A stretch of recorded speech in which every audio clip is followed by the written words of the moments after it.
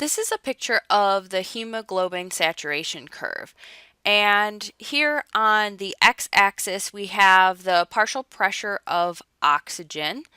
And on the y-axis, we have the percent saturation of hemoglobin.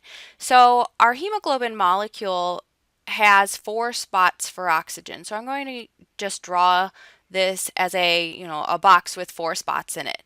So when there are no oxygens bound, that is a 0% saturation.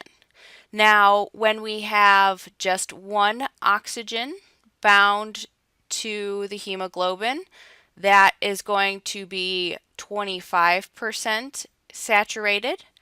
When we have 2 hemoglobins bound to the hemoglobin, then that is a 50% saturation. And of course, 3/4, 3 out of 4 of the spots are filled with oxygen, then that is going to be a 75% saturation.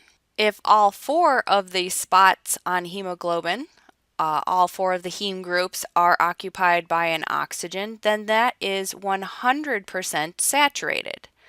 Now, this saturation curve is going to show you how saturated hemoglobin becomes based on the partial pressure of oxygen.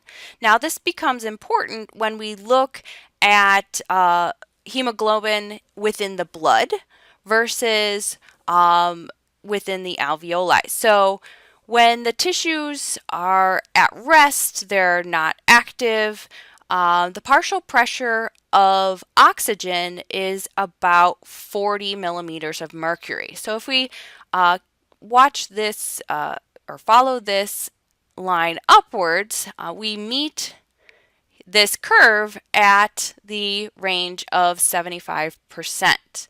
So at rest, the hemoglobin within the tissues is about 75% saturated.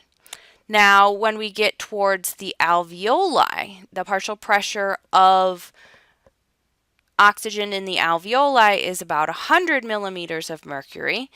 And we follow this all the way up. What we find is that it is 100% saturated when the blood is passing through the alveoli.